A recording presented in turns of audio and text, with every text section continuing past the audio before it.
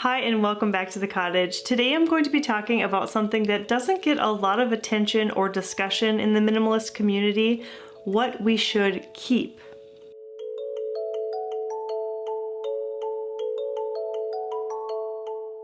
Here on YouTube, there are plenty of decluttering videos that advise us on what we should let go of. Items that make us feel bad, things that we don't have space for or are no longer useful in our lives. But there aren't many that I have seen anyway that talk about the struggle that comes along with deciding what to keep. The word minimalism sparks feelings of, well, minimizing and paring down, but that can really only go so far because we can't get rid of everything. When it comes to decluttering, we are constantly making the choice between keeping and letting go. And those decisions do get easier with time and practice, but generally throughout the course of a decluttering process, the emphasis is mainly on the letting go part. I mean, think about it. Would we even be decluttering in the first place if we didn't realize that we had too much and were ready to lighten the load?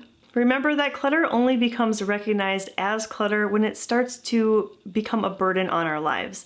And everyone has a different tolerance level about how much burden they can take on. And so it only makes sense that once we start to feel that overwhelm and that burden feeling, that we are ready to let things go. We're ready to declutter and minimize. We go along selling, donating, and discarding heaps of items that are no longer useful in our lives until we reach what I like to call a sort of minimalism plateau. It's that point between knowing that you still have more decluttering work to do and wondering if you're taking this minimalism thing a little bit too far and might begin to regret some of the decisions that you've made about decluttering. You start to question, is it okay if I keep this? Or perhaps you might be getting outside advice or input that has you questioning the same thing. Let me share a little personal example. Now, I understand that by having this YouTube channel and putting myself out there in a more public way, that I open myself up to criticism. There are going to be people who watch this channel who don't agree with the things I say, who don't like the approach that I have, and I'm totally okay with that. I actually fully expect that. The thing that keeps me coming back and the thing that I love about having this channel is being able to have a community here. The comment section is such a great place to have a conversation, and many times your comments actually help me to reflect on my own journey and to move forward in a positive way. It feels like a community where we can just chat and experience this together. I'm really not easily offended by anything negative that is written in the comment section, especially as it relates to my life, because I know myself and I know my intentions. But this particular comment that I'm about to share with you did catch me off guard. It was in response to this video and the decision that I made to keep something that was special to me and my family: a handmade play kitchen and doll crib. It reads, "I am sorry, but do your girls want you to save these things? Years from now, having been in a dusty closet, they won't be usable. Pass them along now. Is there anyone in your extended family who wants them now? If not, find a needy family who would love them. I know you cherish these things. Find a home for them now. 20 years from now, the attachment for them won't be there if they haven't used them in years. Let them go. This is hoarding." Really quickly, I want to clear up one misunderstanding that the commenter had. Craig and I actually decided to keep these items, the crib and the play kitchen, here at the cottage. We want to have them here so that they can be available in the future for grandkids.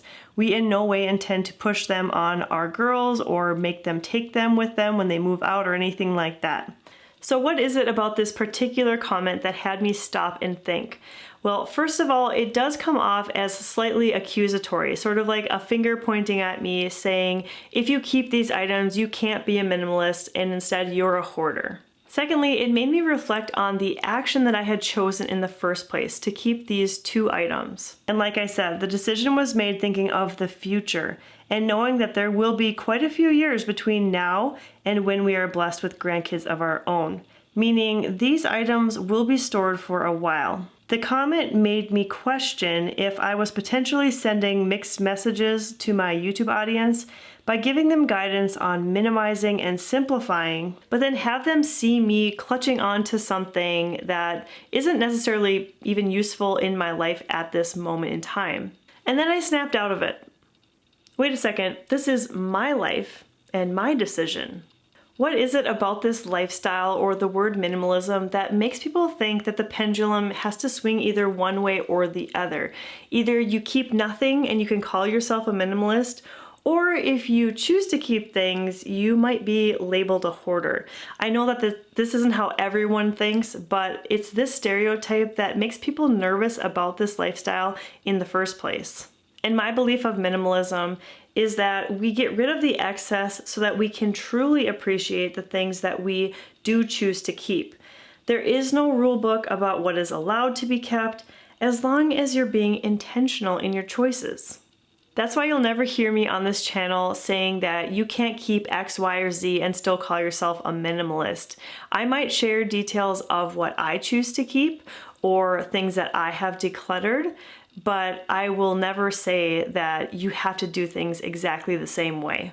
The thing is, we have worked very hard to get the inventory in our home down to a very manageable level, so much so that we don't have boxes closed up and hidden in dark spaces that we aren't aware of.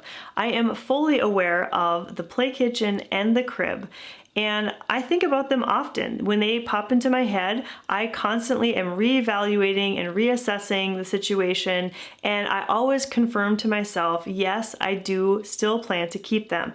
Now, might that decision change in the future? Of course, but that is up for me and for my family to discover on our own.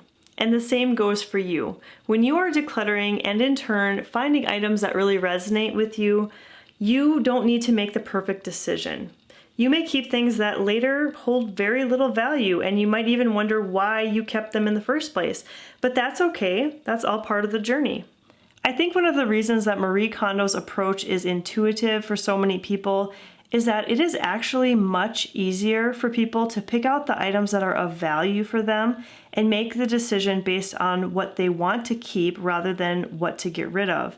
By setting out all of the things in a specific category, say clothing for example, a person can very easily choose their top favorites, maybe 5 or 10, the ones that spark joy, as she would say, and pull them from the pile to keep.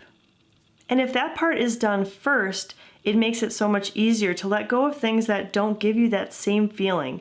In comparison, they are just kind of okay. Ultimately, you have the freedom to keep the things that you want to keep and get rid of the things that you don't. But I think sometimes this concept can be just a bit too vague for people, especially when they're just starting out simplifying or just starting out a minimalist journey. They want rules. They want black and white. So from one minimalist on the journey of simplicity to another, here are my guidelines or a short list of items that might be good to keep. Number 1, things you use. I've said many times that we are born with everything we need to live our life. It's all right inside of us. And anything that we choose to enhance our lives with, those are merely tools. And there are useful tools. If you're training to become a doctor, perhaps your textbooks are your tools. If you're a baker, you have plenty of kitchen items that will be of benefit by keeping around. If you are actively using things that enhance your life, make you more productive, make you more in tune with the gifts and abilities that are inherent in you, keep them. Number 2, things that bring you comfort. There are some things that we enjoy having because they make our lives more comfortable. A car that we can drive places rather than needing to walk everywhere or rely on public transportation, a coat for each season of the year, or even something as simple as an extra blanket on the bed. The key for this category is active use. If you have a car in your garage that has been sitting there for years collecting dust because you favor riding your bike, then that car really isn't bringing comfort to your life. And likewise, having a linen closet stuffed full of blankets that couldn't possibly be used all at one time, that isn't very wise either. Number 3, things that align with your values and goals. This will obviously vary significantly from person to person. If you are really into fitness, you may have a lot more workout gear, workout clothes than the average person. If you're an aspiring artist, you may have an entire room dedicated to your supplies and to honing your craft. If you are religious, there will be items that you choose to keep that help you build your faith. We all have different values and goals, and it's not our place to judge anyone else the same way that it's not fair for anyone else to judge you. If an item is important to you because of your values or goals, then by all means, they are okay to keep. And number 4, things that you enjoy or want to surround yourself with. There are likely items that make you happy just by looking at them or knowing that they're around, and there's nothing frivolous about that. Again, this goes back to the whole idea of clutter and how it is a personal feeling. There may be something that you enjoy keeping around that almost everyone sees as clutter, but if you enjoy it, then it really isn't clutter to you at all. Now, might the things that you choose to surround yourself with change over time? Of course. And so for this category, I definitely recommend that there is a frequent reconsidering. Ask yourself if you still enjoy having the item around, if you still find value in holding on to it.